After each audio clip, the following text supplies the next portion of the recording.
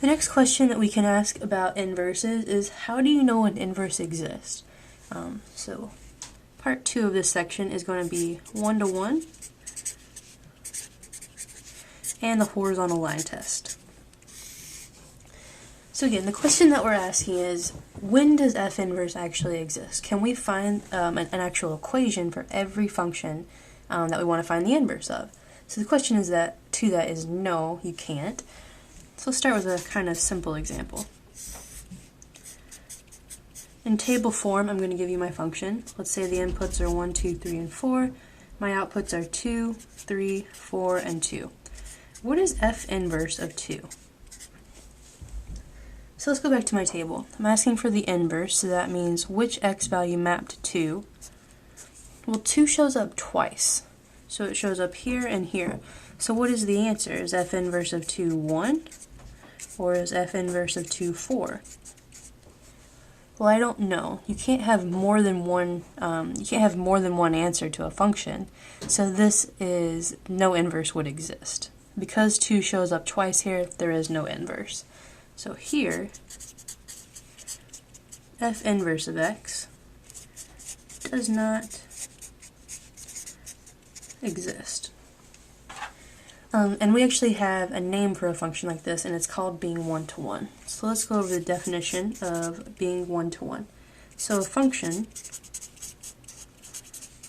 is 1-to-1, which we can abbreviate as 1-1, on its domain if for a and b in the domain, f of a does not equal f of b if f is not equal to b. What does this mean? There's a different way to think about it. You could also say, for every number c in the domain of f, there is at most one x such that f of x equals c. So these mean the same thing. Basically what this means is that given 2 numbers in my domain, they better map to different outputs. The second definition I just gave you says that for anything, sorry, this should have been range, not domain. For anything in my range, there's at most one x that was in the domain that mapped to it. So on our table up here, you can see I had that f of 1 was equal to 2, also f of 4 was equal to 2, but 1 and 4 are not equal, so this is not invertible. Also, 2 here, if I look at the inverse of 2, I had 2 different options, so that's kind of the second definition here. So let's do a couple examples deciding if f is invertible. So the question here is f of x invertible? So can we find an inverse? Let's first look at this table. So my inputs are going to be 1, 2, 3, and 4 again. And my outputs will be 3, 1, 2, and 1. Is this function invertible? Well, I can see that both 2 and 4 were mapped to 1, but 2 and 4 are not the same. So the answer here is no, because f of 2 is equal to 1, which was also equal to f of 4. I can't have 2 different numbers mapping to the same one, so I can't have 2 different inputs going to the same output. What about this function? Here again, my inputs 1, 2, 3, and 4. Outputs are 1, 2, 3, and 4. Is this function invertible? Well, let's see. For every output, was there exactly one input mapping to it? So yes, 1 went to 1. That was the only thing that went to 1. How many things go to 2? Only 1. How many things go to 3? Only 1. And how many of my inputs went to 4? Only 1. So the answer here is yes. For each output, there was exactly one input.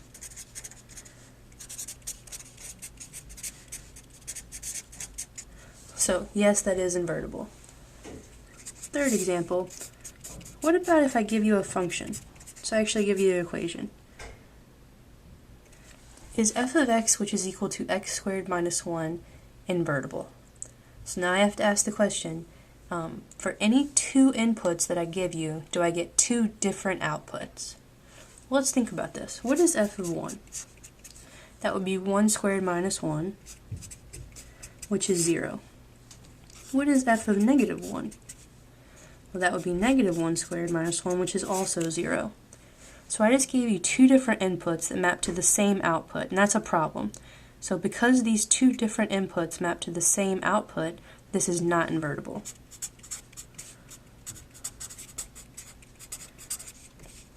Again, as soon as I get the same output for two different inputs, this is not invertible.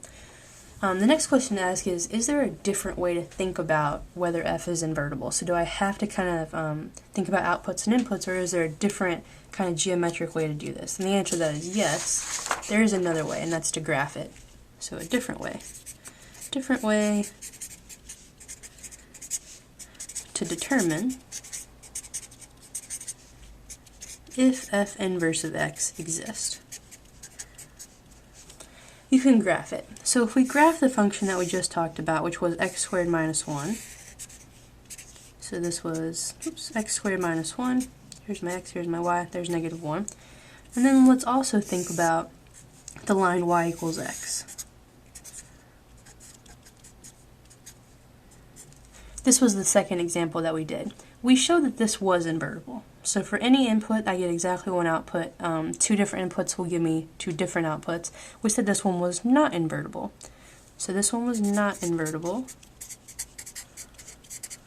This one was invertible. If we look at their graphs, is there something that's different about these two graphs that would kind of give us this one-to-oneness?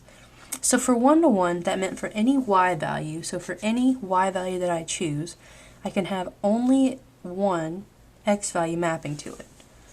So any y value that I choose, I can only have one x value mapping to it. Over here, the problem was I had two different x values mapping to the same y value. So you can see, if this is my y value, it intersected my graph twice. Over here, for this y value, it intersected it once. So this is called the horizontal line test. What the horizontal line test says is that a function is invertible if each line y equals b passes through the function, so it passes through f of x at most once. So if we think about the two graphs that we were looking at here, this line, y equals, whatever y you want to choose, it passed through the line, through the curve twice, so it's not invertible. Here, any line that I choose will pass through the curve exactly once, so this is invertible. So for example, here's the curve x cubed. So this is f of x equals x cubed. Does the inverse to x cubed exist? Well, let's see. For any line, any horizontal line that I draw, how many times do I intersect the curve? Just once.